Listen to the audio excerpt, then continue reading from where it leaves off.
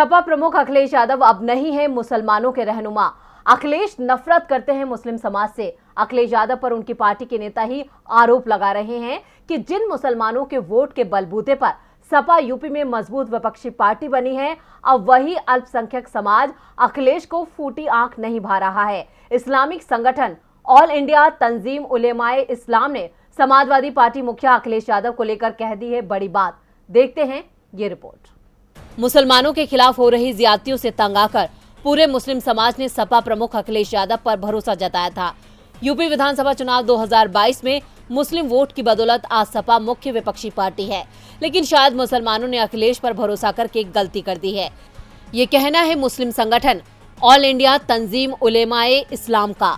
सुन्नी मुसलमानों के धार्मिक संगठन के राष्ट्रीय महासचिव मौलाना शहाबुद्दीन रिजवी ने मुसलमानों को दूसरे विकल्पों पर विचार करने की नसीहत दी है और कहा है कि मुलायम और अखिलेश की सपा में काफी फर्क है। अखिलेश यादव को दाढ़ी और टोपी वाले मुसलमानों से न सिर्फ परहेज है बल्कि नफरत है। मौलाना शहाबुद्दीन रिजवी ने इसको लेकर एक बयान भी जारी किया है। मौलाना ने आजम खान और शफीकुर रहमान बर्क जैसे नेताओं को जल्द सपा छोड़ने का मशवरा दिया है। मौलाना ने कहा कि हिंदुस्तान में राजनीतिक हालात अब काफी हद तक बदल चुके हैं, इसलिए मुसलमानों को दोबारा सोचने की जरूरत है। उन्हें ना तो किसी पार्टी से ज्यादा जुड़ाव दिखाना चाहिए और ना ही किसी पार्टी का इतना विरोध करें कि बाद में इसका नुकसान उठाना पड़े। मौलाना शहाबुद्दीन रिजवी ने कहा कि मुलायम और अखिलेश की सपा में काफी फर्क आ चुका है।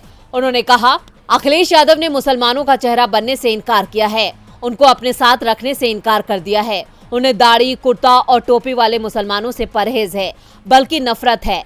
ऐसे में मुसलमानों को चाहिए कि जो वैकल्पिक पार्टियां हैं उन पर विचार करना चाहिए। सपा में आजम खान और शफीकुर रहमान बर्क जैसे नेताओं की नाराजगी के सवाल पर रिजवी ने कहा, आजम खान और बर्क आज कह रहे हैं कि अखिलेश मुसलमानों के हितैषी नहीं है। मैं तो 5 महीने से ये बात कह रहा हूँ, चुनाव के दौरान भी ये बात कही थी, तब इन्हें समझ नहीं आ रहा था।